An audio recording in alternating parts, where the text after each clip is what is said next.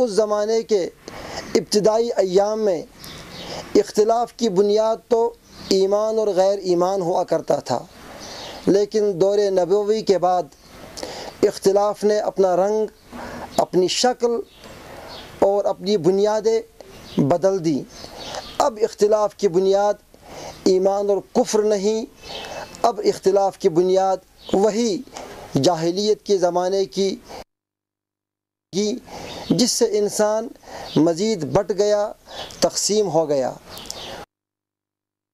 امت کو ایک دعا سکھلائی ہے، اس دعا کا ورد ہر ایمان والا نماز کی ہر رکعت میں کرتا ہے، اہدنا الصراط المستقیم۔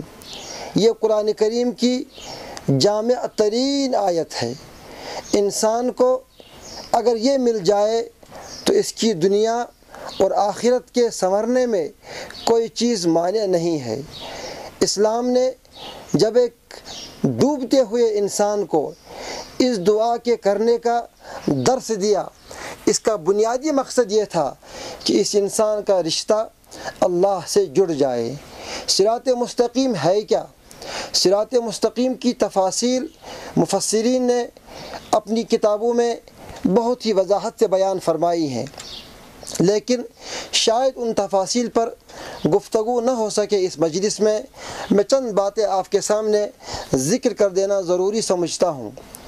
پہلی بات، صراط مستقیم کے سلسلے میں یہ نقطہ ہمارے ذہن میں رہنا چاہیے کہ صراط مستقیم کی وہ تفصیل جسے ہم خیر القرون سے جوڑیں، زمانہ صحابہ سے جوڑیں، خلفائے راشدین کے وقت سے جوڑیں یا اس کے بعد کے ادوار سے جوڑیں، کیا ہمارے لیے صراط مستقیم کی وہ متعین راہ جو پیغمبر نے، صحابہ نے، تابعین نے امت کو سجائی وہی ہے یا کوئی اور اس کی تشریح کی جا سکتی ہے؟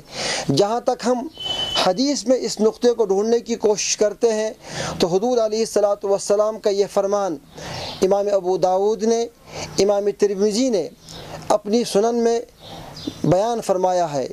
حضور علیہ الصلاۃ والسلام کا ارشاد ہے، تفرقت الیہود علی 71 فرقہ۔ یہودی جن کی طرف نبیوں کی سب سے بڑی جماعت مبعوث کی گئی، حضرت ابراہیم کو دیکھیں، حضرت موسیٰ کو دیکھیں، حضرت زکریا کو دیکھیں، یہ سبھی وہ جلیل القدر انبیاء ہیں جو قوم یہود کی طرف مبعوث ہوئے ہیں۔ بنی اسرائیل اس جماعت کا نام پڑا، یہ مستقل ایک نبی کا نام سیدنا حضرت یعقوب علیہ الصلاۃ والسلام۔ اس بنی اسرائیل قوم کے بارے میں، یہودیت کے بارے میں پیغمبر نے فرمایا کہ یہودی 71 فرقوں میں تقسیم ہوں گے۔ پھر آپ نے فرمایا وَتَفَرَّقَتِ النَّصَارَى عَلَى 71 فرقہ۔ اسی طرح قوم نصارہ بھی 71 یا 72 فرقوں میں تقسیم ہوں گی۔ اس کے بعد آپ نے فرمایا ایک عجیب و غریب بات، آپ نے فرمایا وَتَفْتَرِقُ أُمَّتِي عَلَى 73 فرقہ۔ میری امت 73 فرقوں میں تقسیم ہوگی، میری امت 73 فرقوں میں تقسیم ہوگی۔ پھر آپ نے فرمایا سب کی سب جماعتیں جہنم برد ہوں گی، سب کو جہنم میں جانا ہوگا الا ملۃ واحدہ۔ صحابہ نے پوچھا یا رسول اللہ صلی اللہ علیہ وسلم وہ کون سی جماعت ہوگی جو جہنم میں نہیں جائے گی، جن کا مقدر جنت ہے؟ آپ نے فرمایا وہ ہے ما انا علیہ و اصحابی، جو میرے طریقے پر چلے، میرے صحابہ کے طریقے کو اپنے لیے نقش راہ بنائے۔ میرے دوستو، میرے بزرگوں، صحابہ کا نقش راہ کیا تھا؟ صحابہ کی منزل کیا تھی؟ صحابہ نے امت کو کس چیز کا پیغام پہنچایا؟ جناب رسول اکرم صلی اللہ علیہ وسلم نے کن امورات کی طرف امت کو ترغیب دی؟ جب ہم اس تفصیل میں جانا چاہیں تو ہمارے سامنے ایک مفصل واضح ہدایت نامہ قرآن اور حدیث کی شکل میں موجود ہے۔ اگر انسان اس کو اپنے لیے منزل بنا کر، اس کو اپنے لیے مشعل راہ راہ سمجھ کر اس پر غور و فکر کرے تو انسان کی کامیابی یقینی ہے۔ میرے محترم دوستو، اب جو میں آپ کے سامنے ان نکات کی طرف اشارہ کرنا چاہتا ہوں جو اس امت میں اختلاف کا سبب بنے، آپ کو اندازہ ہوگا کہ یہ امت کیوں کر بکھری، اس کے اسباب کیا بنے۔ سب سے پہلی بات، ہم جب زمانے صحابہ میں غور کرتے ہیں وہاں ہمیں یقیناً اختلاف ملتا ہے۔ اختلاف تو صحابہ کے زمانے بھی پایا جاتا تھا۔ ہمارے علماء نے دو الفاظ بیان کیے ہیں، ایک ہے اختلاف، دوسرا ہے مخالفت۔ اختلاف تو ہمارے ابتدائی زمانے سے آج تک مطلوب رہا ہے، محمود رہا ہے، اور اختلاف کی ہمیشہ پذیرائی ہوئی ہے۔ اختلاف زمانے نبوت میں بھی تھا، پیغمبر اور صحابہ کی رائیوں میں اختلاف ہوا۔ حضور علیہ السلام نے اس اختلاف کی ستائش فرمائی، بلکہ جو اسلام نے مشورے کا حکم دیا ہے یہ اسی اختلاف کی بنیاد پر ہے کہ اختلاف سے گرہیں کھلتی ہیں، اختلاف سے عقدہ کشائی ہوتی ہے، اختلاف سے انسان کے لیے منزل تک پہنچنا آسان ہوتا ہے۔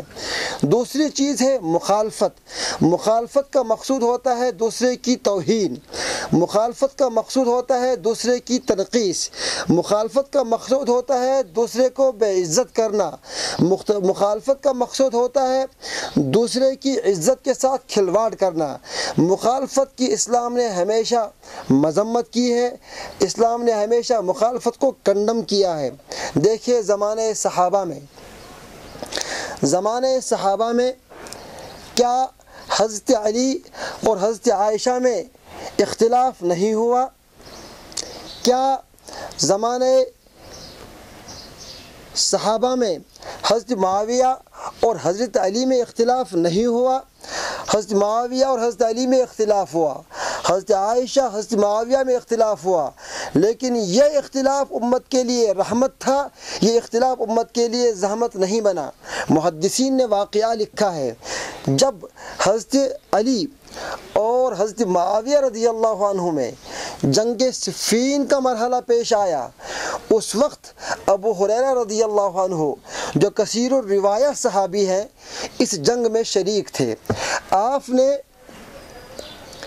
دن بھر حضرت علی کی طرف فوج میں شریک رہ کر حضرت معاویہ کے خلاف جنگ لڑی، جنگ میں شریک رہے، دن بھر لڑتے رہے۔ شام کو جب آرام کا وقفہ دیا گیا، لڑنے سے قدرے فراغت ملی، اس کے بعد ابو ہریرہ رضی اللہ عنہ حضرت علی کے لشکر سے نکل کر چلتے چلتے حضرت معاویہ کے لشکر میں پہنچے۔ ایک صحابی نے وہاں دیکھا ابو ہریرہ وہاں پہنچ گئے، وہ صحابی جو دن پر حضرت علی کی طرف سے لڑ رہے ہیں آج حضرت معاویہ کے پاس بیٹھے ہوئے۔ صحابی نے چٹکی لی، ابو ہریرہ یہاں کیسے لڑ رہے ہو ان کی طرف سے اور ہمارے پاس پہنچ گئے؟ فرمایا ہاں، کھانے کے لیے میں معاویہ کے ساتھ شریک ہونا چاہتا ہوں۔ کہا کیوں؟ کہا مجھے حق نظر آتا ہے حضرت علی کے ساتھ، اس لیے لڑ رہا ہوں حضرت علی کی طرف، لیکن کھانا حضرت معاویہ کے دسترخوان کا پر لذت ہوتا ہے، اس لیے میں کھانے کے لیے حضرت معاویہ کے پاس آ پہنچا ہوں۔ اس اخلاص اور اس اختلاف پر تو قربان جائیے، اس سے زیادہ اخلاص شاید کہیں امت میں ہم کو دکھنے کو ملے کہ ایک صحابی جو فوجی کی حیثیت سے ایک امیر کے ساتھ اور دسترخوان پر دوسرے امیر کے ساتھ کھانے کے لیے بیٹھا ہو۔ میرے بزرگوں، یہ اختلاف تھا، یہ مخالفت نہیں تھی۔ کیا ہمارے ذہنوں میں نہیں ہے جب جنگ جمل ہوئی حضرت عائشہ اور حضرت علی کے درمیان، جب وہ اونٹ زخمی ہوا جس پر حضرت عائشہ رضی اللہ عنہ سوار تھی، اس اونٹ کو تھامنے والے سب سے پہلے حضرت علی رضی اللہ عنہ تھے۔ فرمایا میں اس کو گرنے نہیں دوں گا، یہ تو میری ماں ہے، یہ تو امت کی ماں ہے، اس کو کیسے تکلیف پہنچ سکتی ہے۔ اختلاف الگ، مخالفت الگ۔ اس امت نے اختلاف کی پذیرائی کی ہے، مخالفت کو کنڈم کیا ہے۔ آگے چلیے آپ، زمانہ تابعین آتا ہے۔ تابعین کے زمانے میں سب سے جلیل القدر تابعی سیدنا امام اعظم ابو حنیفہ رحمۃ اللہ علیہ، جس کے بارے میں شیخ ابو زہرہ نے لکھا ہے کہ کئی صحابہ سے آپ کی ملاقات ہے۔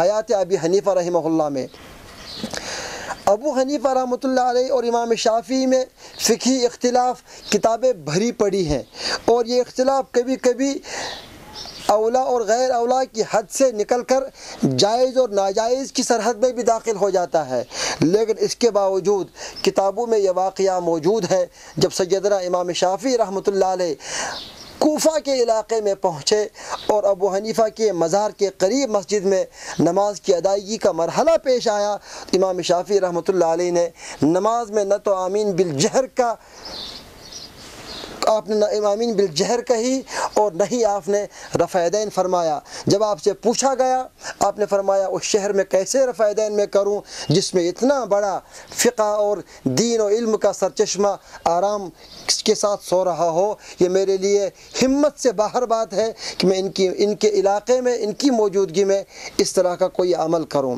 گویا اختلاف تھا، مخالفت نہیں تھی۔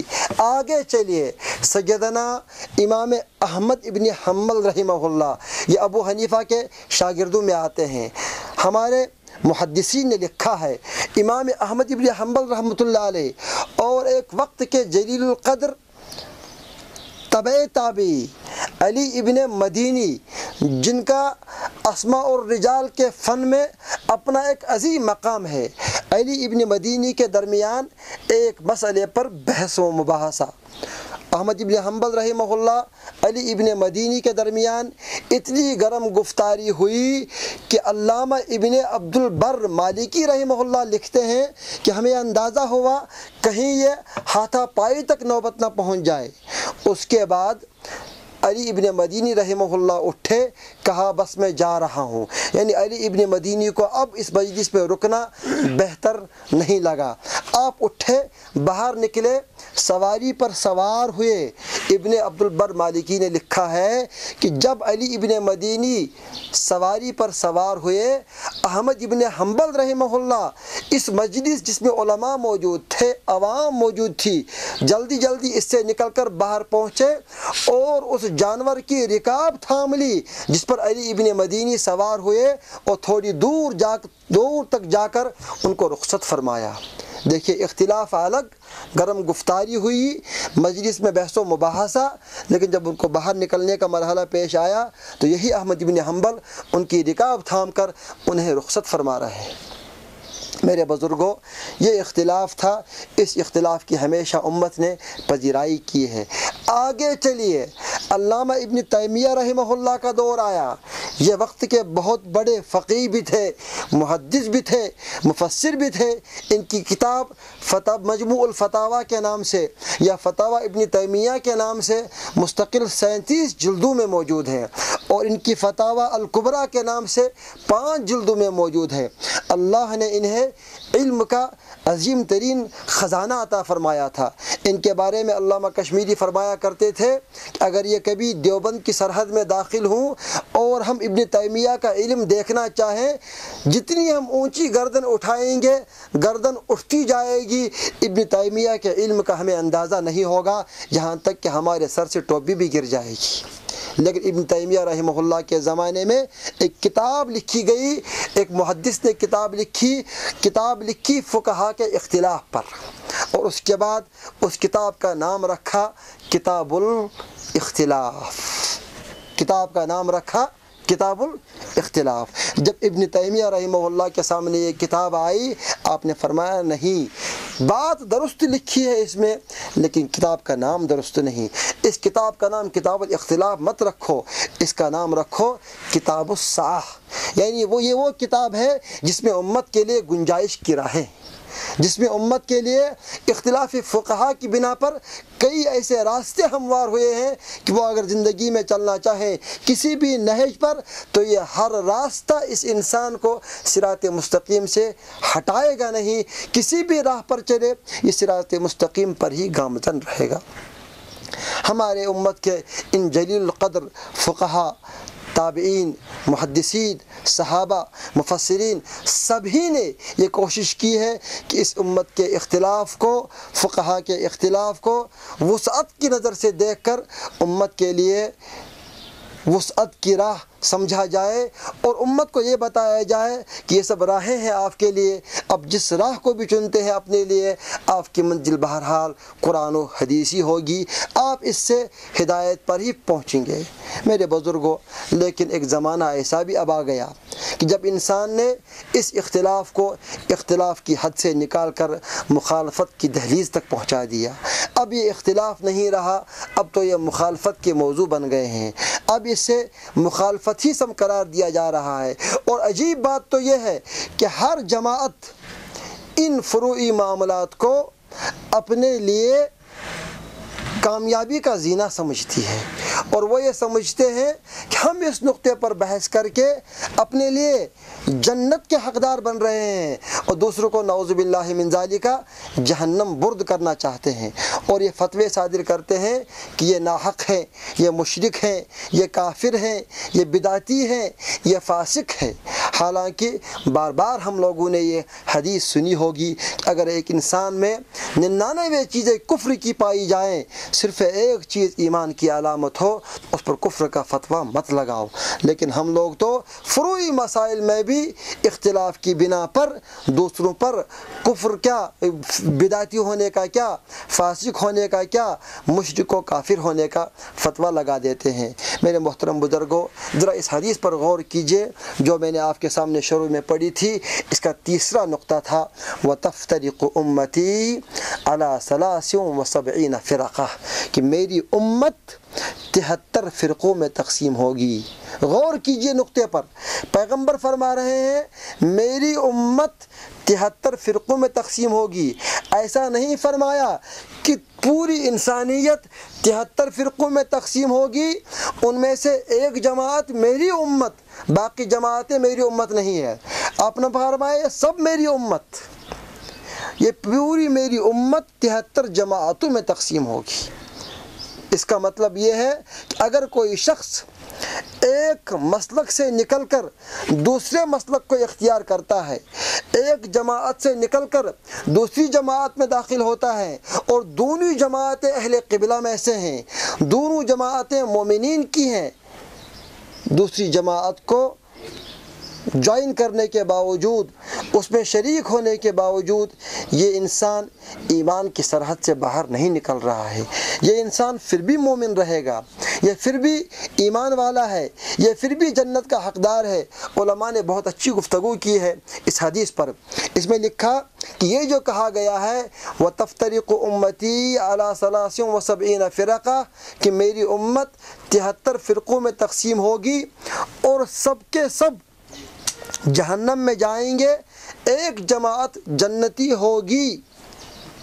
علماء یہ حدیث نے لکھا یہ ایک جماعت متعین آپ نے فرمائی عمل کے حساب سے، یہ جماعت آپ نے متعین فرمائی عقیدے کے حساب سے، یہ جماعت آپ نے متعین فرمائی قرآن و حدیث کے اعتبار سے، یہ جماعت آپ نے متعین کسی نام سے متعین نہیں فرمائی کہ یہ فلاں نام کی جماعت ہوگی جو جنت کے ٹھیکیدار ہوں گے اور باقی سب جہنم میں جائیں گے۔ اس کا مطلب یہ ہوا کہ ہر جماعت میں ایسے لوگ ہوں گے، چاہے وہ کسی بھی نام سے موسوم ہو، جس میں قرآن و حدیث کو اپنے لیے مشعل راہ بنانے والے لوگ موجود ہوں گے۔ ہر جماعت میں ایسے لوگ ہوں گے جو ما انا علیہ و اصحابی کے حقیقی متبع ہوں گے۔ ہر جماعت میں ایسے لوگ ہوں گے جو قرآن و حدیث کے تابع دار ہوں گے۔ ہر جماعت میں ایسے لوگ ہوں گے جو مخلصین لہ الدین ہوں گے۔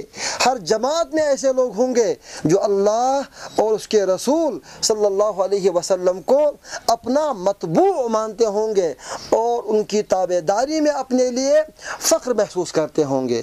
اس لیے کسی جماعت کو یہ حق نہیں ہے کہ وہ یہ کہے کہ حق صرف میرے ساتھ ہے۔ ایسا آپ کہہ سکتے ہیں کہ حق میرے ساتھ ہے، لیکن حق صرف میرے ساتھ ہے یہ حصر، یہ اختصاص ایسا کسی کو اسلام نے حق نہیں دیا ہے کہ وہ حق کو اپنے دروازے پر بند کر دے۔ میرے محترم بزرگوں، جب ہم یہ سمجھ رہے ہیں کہ حق ہر جماعت کے ساتھ کسی نہ کسی درجے میں موجود ہے، تو کیوں ہم ایسا نہ کہیں کہ ہر جماعت میں کچھ نہ کچھ دین کے شعبے ہیں جو بالکل ان کی محنت کی بنیاد پر مضبوطی کے ساتھ زندہ ہو رہے ہیں۔ کسی جماعت میں ایمان کا شعبہ زندہ ہو رہا ہے، کسی جماعت میں اعمال کا شعبہ زندہ ہو رہا ہے، کسی جماعت میں جہاد کا شعبہ زندہ ہو رہا ہے، کسی جماعت میں سیاست کا شعبہ زندہ ہو رہا ہے، کسی جماعت میں عقائد کا شعبہ زندہ ہو رہا ہے، اور ہر جماعت اپنے اپنے شعبے پر مضبوطی کے ساتھ کاربند رہ کر اپنے اصولوں پر پوری توجہ کے ساتھ، لگن کے ساتھ کام کر کے انسان کی فلاح و بہبود کا کام انجام دے رہے ہیں۔ اس لیے قرآن نے ایک بڑی اچھی بات کہی ہے۔ قرآن کہتا ہے کنتم خیر امۃ اخرجت للناس تأمرون بالمعروف وتنہون عن المنکر، کہ تم امر بالمعروف اور نہی عن المنکر کا فریضہ انجام دو۔ ایک جگہ فرمایا والمؤمنون والمؤمنات بعضهم اولیاء بعض، مومن مرد اور مومن عورتیں ایک دوسرے کے معاون اور مددگار ہیں۔ یامرون بالمعروف وینہون عن المنکر، یہ سبھی لوگ امر بالمعروف بھی کرتے ہیں، نہی عن المنکر بھی کرتے ہیں۔ کسی جماعت میں جس شعبے پر کام ہو رہا ہے، اگر وہ امر بالمعروف کا کام ہے، ہمیں اس شعبے میں ان کا تعاون کرنا ہے۔ دوسری جماعت اس کے بالمقابل کھڑی ہے جو نہی عن المنکر کے شعبے میں کام کر رہی ہے، ہمیں اپنی صلاحیتیں ان کے ساتھ استعمال کرنی ہیں۔ نتیجہ یہ نکلے گا کہ انشاءاللہ دین اپنے تمام شعبوں کے ساتھ انسان میں زندہ ہوگا۔ غور کیجئے اس نقطے پر جو حدیث میں آیا ہے، پیغمبر نے فرمایا کہ الایمان بضع و سبعون شعبہ، ایمان کے 70 سے زیادہ شعبے ہیں۔ علامہ انور شاہ کشمیری نور اللہ مرقدہ نے اس حدیث پر گفتگو فرمائی ہے فیض الباری میں۔ فرماتے ہیں جب میں نے اس حدیث پر غور کیا، ان تمام شعبہ جات کو پرکھنے کی کوشش کی، ان کو تلاش کیا، تو میں نے سب سے پہلے قرآن کی طرف نظر دوڑائی، اور قرآن میں نے غور کیا تو میں نے ان تمام 70 کے 70 شعبوں کو قرآن میں پایا۔ پھر میں نے حدیث میں غور کیا، حدیث میں بھی یہ چیزیں مجھے ملی۔ میرے بزرگوں، جب قرآن و حدیث میں یہ سبھی شعبے موجود ہیں، تو جو بھی کوئی کسی شعبے پر کام کر رہا ہے تو گویا وہ من وجہ قرآن ہی کا تابع دار ہوا۔ جو بھی کسی شعبے پہ کام کر رہا ہے تو گویا وہ من وجہ حدیث ہی کا تابع دار ہوا۔ اور یہ بات تو طے ہے، جو قرآن و حدیث کے کسی بھی شعبے کو زندہ کرے ایسے مرحلے میں، ایسے وقت پر جب کہ امت میں وہ شعبہ دھم گھٹ رہا ہو، جب کہ وہ شعبہ نایاب ہو رہا ہو، تو اس کو بھی 70 شہیدوں کا نہیں 100 شہیدوں کا ثواب ملے گا، اور جس درجے کا اخلاص ہوگا اتنا اسے ثواب ملے گا۔ ہم یہ کہیں گے اگر اس زمانے میں امت میں کوئی فرد انسانیت کے اندر اعمال کے شعبے کو زندہ کرنے کا کام کر رہا ہے تو وہ بھی اس حدیث کا مصداق ہے۔ اگر کوئی شخص عقائد کے شعبے پر محنت کر رہا ہے تو وہ بھی اس حدیث کا مصداق ہے۔ اگر کوئی فرد امت میں سیاست کے شعبے کو زندہ کر رہا ہے تو وہ بھی انسانیت کے لیے وہی کام کر رہا ہے جو کام انجام دیے خود جناب رسول اکرم صلی اللہ علیہ وسلم نے۔ ذرا ایک نظر میں مسجد نبوی کا منظر دیکھیے آپ، کیا مسجد نبوی میں ایمان کے حلقے نہیں لگتے تھے؟ کیا مسجد نبوی میں درس کے حلقے نہیں لگتے تھے؟ کیا مسجد نبوی میں جہاد کے مشورے نہیں ہوتے تھے؟ کیا مسجد نبوی میں سیاست کے مشورے نہیں ہوتے تھے؟ کیا مسجد نبوی میں خواتین پر محنت نہیں ہوتی تھی؟ کیا مسجد نبوی میں مجرمین کو سزائیں نہیں دی جاتی تھی؟ کیا مسجد نبوی میں وفود سے ملاقات نہیں ہوتی تھی؟ ارے حدیث کے ساتھ ساتھ سیرت کی کتابوں کا مطالعہ کیجئے اور دیکھیے آپ کہ جو الگ الگ سطور مسجد نبوی میں کھڑے ہیں وہ ستون الگ الگ ناموں سے موسوم ہیں، اور وہ الگ الگ ناموں سے صرف اس وجہ سے موسوم ہوئے کہ جناب رسول اکرم صلی اللہ علیہ وسلم ہر ستون کے ساتھ ٹیک لگا کر الگ الگ امور انجام دیا کرتے تھے۔ تو گویا مرکز ایک تھا، تمام دین کے شعبے ایک جگہ زندہ ہو رہے ہیں۔ دیکھیے پیغمبر کی ذات جامع الصفات والکمالات تھی، آپ کی ذات مکرم اتنی جامع تھی کہ آپ ایک ہو کر سب کام خود ہی انجام دیتے تھے، اور اللہ نے آپ کو جامع بنا کر مبعوث ہی فرمایا تھا۔ آپ اوتیتو جوامع الکلم جو آیا ہے، یہ کلم صرف حدیث کے الفاظ کے لیے خاص نہیں ہے، آپ پورے دین کے جامع تھے۔ جب آپ دین کے جامع تھے تو دین کے تمام شعبے من کل الوجوہ آپ کی ذات مبارکہ میں موجود تھے۔ جب آپ کی ذات مبارکہ میں یہ شعبے موجود تھے تو آپ کے بعد یہ شعبے امت میں تقسیم ہوئے۔ علماء لکھتے ہیں پیغمبر کی جو ذات تھی، صداقت کا وصف آپ کا جو تھا وہ ابو بکر کے شکل میں ظاہر ہوا، آپ کا وصف عدالت تھا عمر فاروق کی شکل میں ظاہر ہوا، آپ کا وصف حیا تھا وہ عثمان غنی کی شکل میں ظاہر ہوا، آپ کا وصف شجاعت تھا وہ حیدر کرار سیدنا علی ابن ابی طالب کی شکل میں ظاہر ہوا۔ یہ سبھی آپ کے اوصاف تھے، اور باقی جتنے آپ کے اوصاف تھے وہ صحابہ میں الگ الگ حیثیتوں میں ظاہر ہوئے۔ جناب رسول اکرم صلی اللہ علیہ وسلم نے صحابہ کے درمیان ایمان کے بعد جس چیز پر توجہ سے محنت فرمائی وہ تھی اخوت کی محنت۔ آپ نے صحابہ میں اخوت قائم فرمائی، اور یہ اخوت اتنی مضبوط اور پائیدار تھی کہ ہر صحابی دوسرے صحابی کے لیے اپنی جان نچھاور کرنے پر تیار رہتا تھا، اور کبھی اس پر آنچ نہیں آنے دی صحابہ کرام نے۔ صحابہ کو کبھی ضرورت پڑی، حدیث کی کتابوں میں واقعہ موجود ہے جنگ یرموک کا واقعہ، جب چند صحابہ زخمی حالت میں پڑے ہوئے تھے، ایک صحابی پانی لے کر آیا، پانی پینے کے لیے، پانی پلانے کے لیے اپنے چچزاد بھائی کو پانی پیش کیا۔ ہونا تو یہ چاہیے تھا کہ وہ خود پانی پی کر اپنی جان بچاتے، لیکن اس صحابی نے جو ہی پانی پینے کا ارادہ کیا زخمی حالت میں، اس کے قریب میں پڑے ہوئے ایک صحابی نے آہ کی۔ جب اس صحابی کے کان میں آہ کی آواز پڑی، اس نے کہا نہیں، پہلے اسے پانی پلاؤ۔ اس کے پاس پانی لے کر پہنچے، اس کے قریب دوسرے پڑے ہوئے صحابی نے آہ کی، اس نے کہا نہیں، پہلے اس کو پانی پلاؤ۔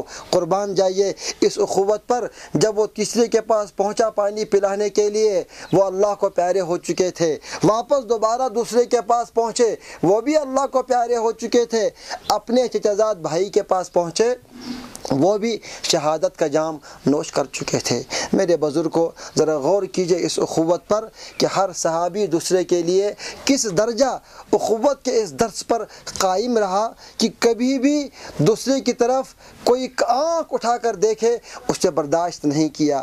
کیا آپ کو ذہن میں نہیں ہے یہ واقعہ کہ جب علی ابن ابی طالب کرم اللہ وجہہ اور سیدنا حضرت معاویہ رضی اللہ عنہ کے درمیان جنگ صفین ہوئی، اور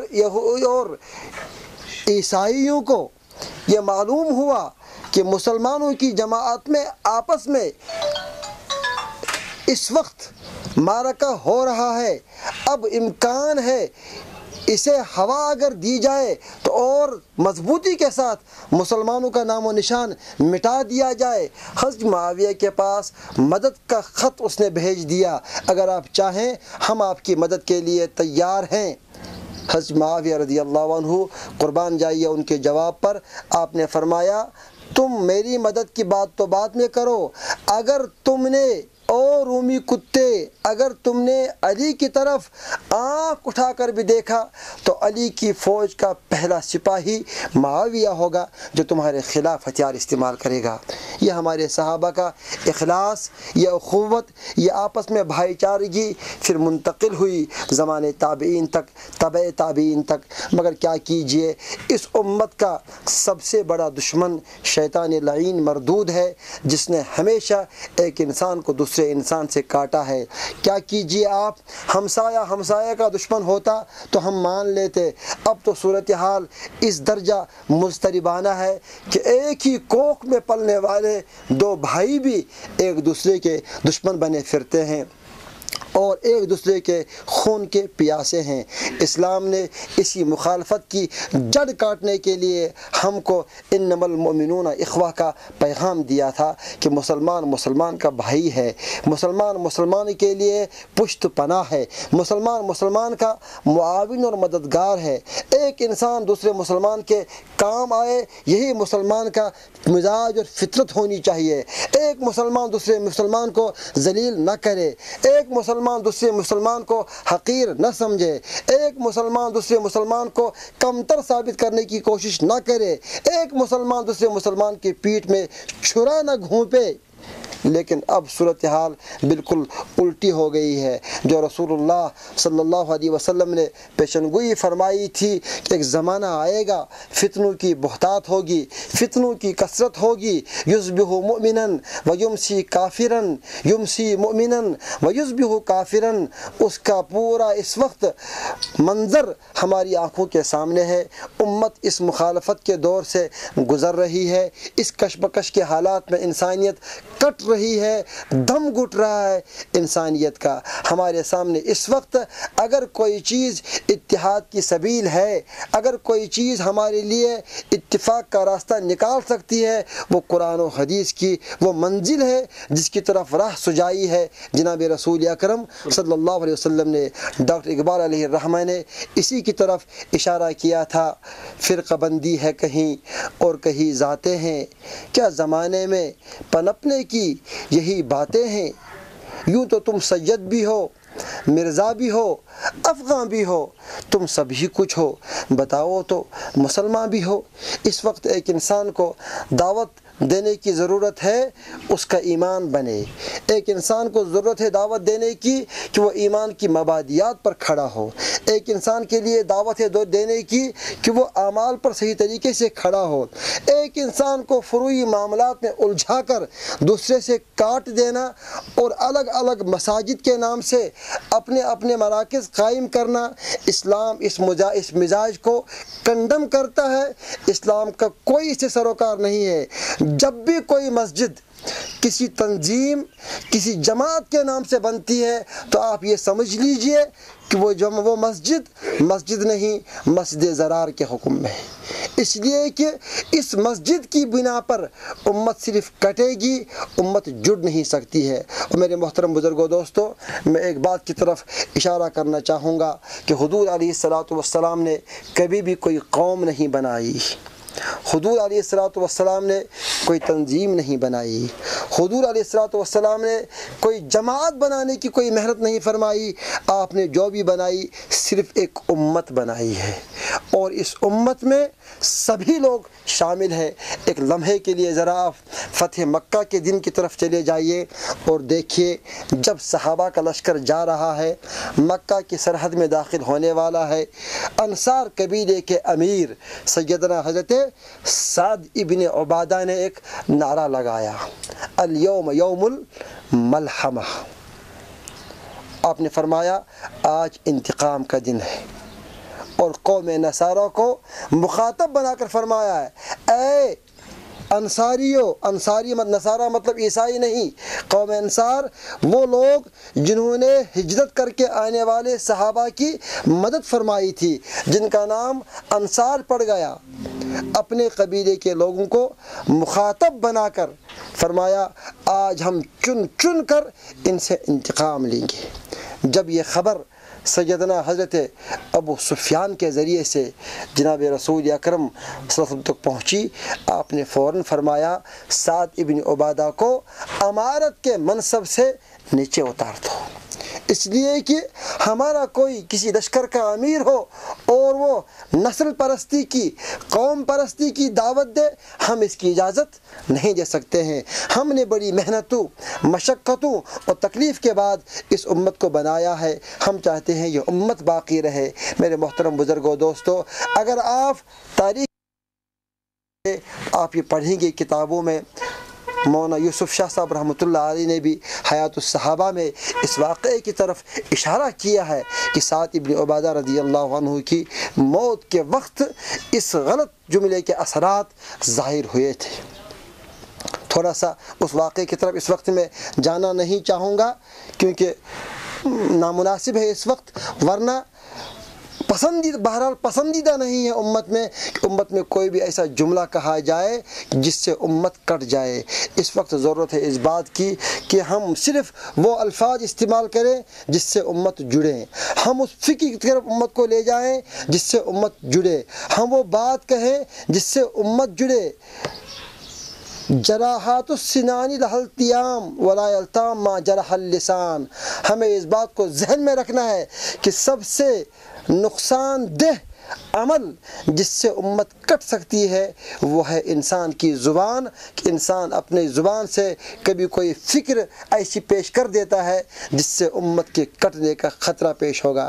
حدیث میں آتا ہے، جناب رسول اکرم صلی اللہ علیہ وسلم نے فرمایا کہ قیامت کے دن جب امت کے بارے میں جنت و جہنم کے فیصلے ہوں گے، ایک شخص کو لایا جائے گا، وہ شخص ہوگا جس کا دامن عبادات سے بھرا ہوا ہو، ہر عبادت اس میں موجود، اس کے باوجود اللہ کی طرف سے یہ پیغام جاری ہوگا، اس کو جہنم میں ڈال دو۔ پوچھا جائے گا، یا اللہ یہ صالح نیک تیرا فرما بردار ہر عمل کرنے والا آخر یہ جہنم میں کیوں ڈالا جا رہا ہے؟ اللہ کی طرف سے کہا جائے گا کہ تم نے ایک مرتبہ ایک ایسی بات کہی تھی جس سے امت میں جوڑ کے بجائے توڑ پیدا ہو گیا تھا۔ اس کے بالمقابل ایک ایسے فرد کو اللہ کے دربار میں پیش کیا جائے گا جس کے اعمال نامے میں اعمال تو کم ہوں گے لیکن پھر بھی اس کے لیے جنت کا فیصلہ اور جواب ملے گا اللہ کی طرف سے پوچھنے پر، صرف ایک سبب کہ تم نے ایک مرتبہ ایک بات کہی تھی جس سے دو بکھری ہوئی جماعتوں میں جوڑ پیدا ہو گیا تھا۔ میں ایک اور واقعے کی طرف اشارہ کرنا چاہوں گا۔ قرآن کریم نے حضرت موسیٰ علیہ السلام اور حضرت ان کے دائیں بازو ہارون علیہ السلام کی طرف اشارہ کیا ہے کہ موسیٰ علیہ السلام کی طرف موسیٰ علیہ السلام قوم طور پر اللہ سے ملاقات کے لیے تشریف لے گئے، قوم حوالے کی حضرت ہارون کے۔ اسی اثنا میں قوم بت پرستی میں مبتلا ہو گئی، واقعہ قرآن میں موجود ہے 16ویں پارے میں بالکل اور ہی تفصیل سے۔ قوم بت پرستی میں مبتلا ہو گئی، اس کے بعد موسیٰ علیہ السلام واپس آئے، دیکھا ایک جماعت بت پرستی میں مبتلا ہے، ایک جماعت اب بھی موسیٰ کے انتظار میں بیٹھی ہوئی ہے، جو موسیٰ کہیں گے ہم اسی پر عمل کریں گے۔ موسیٰ علیہ السلام نے آتے ہی ہارون سے پوچھا، ہارون کیا تم نے ان کو نصیحت نہیں کی؟ کیا تم نے ان کو روکا نہیں؟ کیا تم نے ان کو سمجھایا نہیں؟ ہارون علیہ السلام نے جو جواب دیا بہت ہی آب زر سے لکھے جانے کے قابل ہے۔ ہارون علیہ السلام کا جواب تھا، انی خشیت ان تقول فرقت بین بنی اسرائیل ولم ترقب قولی۔ اے موسیٰ، اگر میں انہیں نصیحت کرتا، اگر میں انہیں شدت کے ساتھ سمجھاتا، اگر میں ان پر طاقت آزمائی کرتا، نتیجہ یہی نکلتا کہ یہ قوم جماعتوں میں بٹ جاتی، کچھ مانتے میری بات، کچھ میری بات نہیں مانتے۔ میں نے دیکھا کہ کچھ آپ کے انتظار میں ہیں، کچھ ہی لوگ ہیں جو اس طرف جا رہے ہیں۔ میں نے کہا نہیں، انتظار کیجئے، جب موسیٰ آئیں گے تو وہ جو کہیں گے سب اس کی طرف چلے جائیں گے۔ میں نے صرف اس خوف سے امت میں شدت کے ساتھ اس نقطے کی طرف توجہ نہیں دی ان تقول فرقت بین بنی اسرائیل، کہ آپ مجھے آ کر یہ گلا کرتے کہ ہارون میں نے تمہیں ایک قوم حوالے کی تھی، ایک امت حوالے کی تھی، تم نے اس امت کو توڑ کر رکھ دیا۔ موسیٰ علیہ السلام کے اس خوف سے کہ کہیں یہ امت ٹوٹی ہوئی نہ ملے موسیٰ کو، ہارون علیہ السلام نے اس شرک والے عمل کو بھی برداشت کیا۔ یہ میں نہیں کہہ رہا ہوں، یہ مفتی اعظم پاکستان مفتی شفیع صاحب رحمۃ اللہ علیہ نے اس آیت کی تفسیر میں لکھا ہے کہ ہارون علیہ السلام کا رکنا اور شدت کے ساتھ قوم میں تبلیغ نہ کرنا صرف اس نقطے پر مرکوز تھی توجہ کہ کہیں امت تقسیم نہ ہو جائے۔ میرے محترم بزرگوں، اسلام یہ چاہتا ہے کہ امت بنے، امت جڑے، امت میں اتحاد رہے۔ قرآن کریم نے ایک بہت اچھی بات کہی ہے کہ اگر تم متحد رہے تو تمہاری طاقت سے پوری دنیا خوف زدہ رہے گی، لیکن اگر تم مختلف ہو گئے، جماعتوں میں بٹ گئے اور تم تقسیم ہو گئے تو پھر وَلَا تَنَازَعُوا فَتَفْشَلُوا وَتَذْهَبَ رِيحُكُمْ، تمہاری ہوا اکھڑ جائے گی، تم بے وزن ہو جاؤ گے، کثرت کے باوجود تم اس سمندر کی جھاگ کی طرح ہو جاؤ گے جس کی سمندر میں کوئی حیثیت نہیں رہتی ہے۔ اس وقت پوری دنیا میں مسلمانوں کی مقدار 1 ارب 20 کروڑ سے زیادہ ہے۔ دنیا کے لوگ لکھتے ہیں مورخین کہ ہر 5واں آدمی مسلمان ہے۔ 1965 سے لے کر 2014 تک ہم یہ مسلسل سن رہے ہیں کہ سب سے زیادہ جو قوم دنیا میں اس وقت بڑھ رہی ہے، جو لوگ زیادہ کسی مذہب کی طرف جا رہے ہیں وہ اہل ایمان ہے، مسلمان بڑھ رہے ہیں، بلکہ 235% کی مقدار سے ہر سال مسلمانوں میں اضافہ ہو رہا ہے، بڑھ رہے ہیں اسلام کی طرف باقی مذاہب کے مقابلے میں۔ مگر اس کے باوجود مسلمان اس وقت پوری دنیا میں مظلوم، مقہور اور مغضوب قوم ظاہری طور سے لگ رہی ہے کہ مسلمان پٹ رہے ہیں، اللہ کی طرف سے بھی ان پر مار ہے۔ صرف اس کی بنیادی وجہ کہ مسلمان کثرت میں تو ہیں لیکن مقبول قوم نہیں رہی، اب مسلمانوں میں اتحاد نہیں رہا، مسلمانوں میں امت پناہ نہیں رہا، مسلمانوں میں ایک پلیٹ فارم نہیں رہا، بلکہ ہر مسلمان جماعت الگ الگ رہا۔ بڑی اچھی بات لکھی ہے علماء نے، ایک وقت تھا جب ہر انسان کو دعوت دی جاتی تھی ایمان کی، ہر انسان کو دعوت دی جاتی تھی اسلام کی، لیکن اب زمانہ ہے جب دعوت دی جاتی ہے مسلک کی، اب زمانہ ہے جب دعوت دی جاتی ہے اپنی جماعت کی۔ یعنی پہلے زمانے میں ایمان میں لایا جاتا تھا، اب اپنی جماعت کا آدمی بنایا جا رہا ہے۔ اس لیے یہ نقطہ قابل غور ہے کہ ہمیں اب مسلک کی دعوت سے نکل کر ایمان کی دعوت لوگوں کو دینی ہے۔ قرآن کریم نے تو مسلمانوں اور عیسائیوں میں اتحاد کا جملہ فرمایا تھا، تعالوا الی کلمۃ سواء بیننا وبینکم الا نعبد الا اللہ ولا نشرک بہ شیئا ولا یتخذ بعضنا بعضا اربابا من دون اللہ۔ جب مسلمانوں اور عیسائیوں میں نقطہ اتحاد موجود ہے، میرے بھائیوں، مسلمانوں اور مسلمانوں کی الگ جماعتوں میں کیوں نقطہ اتحاد نہیں ہو سکتا ہے؟ جب سیاسی میدان میں کامن منیمم پروگرام کے تحت اتحاد کی راہیں تلاش کی جاتی ہیں، ایک ہی اللہ کو ماننے والے، ایک ہی پیغمبر کی نبوت کے داعی، ایک ہی پیغمبر کے متبعین کیوں ایک نقطے پر جمع ہو کر متحد نہیں ہو سکتے ہیں؟ اس وقت مسلک، تنظیم اور جماعتوں کی دعوتوں سے ہٹ کر ہم سب کو ایمان اور اسلام کے نقطے پر جمع ہو کر ایک دوسرے کا معاون اور دستے بازو بننا ہے۔ یہی ایک کامیابی کا وہ مضبوط ترین ہتھیار ہے جس سے ہم ایمان کا، اسلام کا اور مسلمانوں کا بھلا کر سکتے ہیں، ورنہ تنظیم کے نام سے دی جانے والی دعوتوں کی بنیاد پر تنظیم کا بھلا تو ہو سکتا ہے، اسلام اور ایمان کا بھلا کبھی نہیں ہو سکتا ہے۔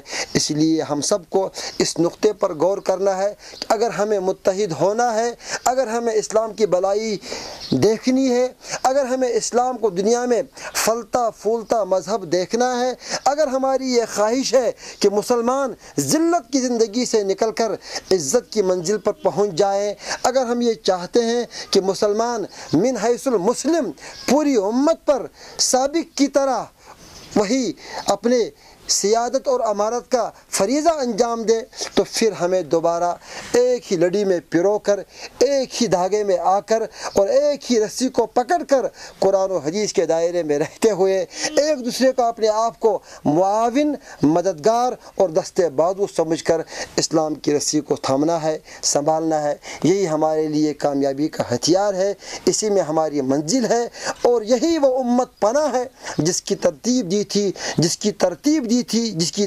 دی تھی جناب رسول اللہ صلی اللہ علیہ وسلم نے۔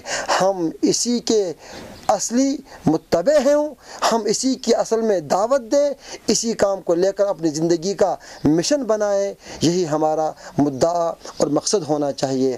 اللہ ہم سب کے یہاں پر جمع ہونے کو قبول فرمائے اور ہمارے لیے اس مجلس کو آخرت کا سرمایہ بنائے، اور جو کچھ کہا گیا اور سنا گیا اس کو امت کے لیے آخرت کا سرمایہ بنانے کے ساتھ ساتھ اس کو امت کے لیے مشعل راہ بنائے۔ ربنا تقبل منا انك انت السميع العليم وتب علينا انك انت التواب الرحيم وصلى الله تعالى على خير خلقه محمد وعلى اله واصحابه اجمعين برحمتك يا ارحم الراحمين۔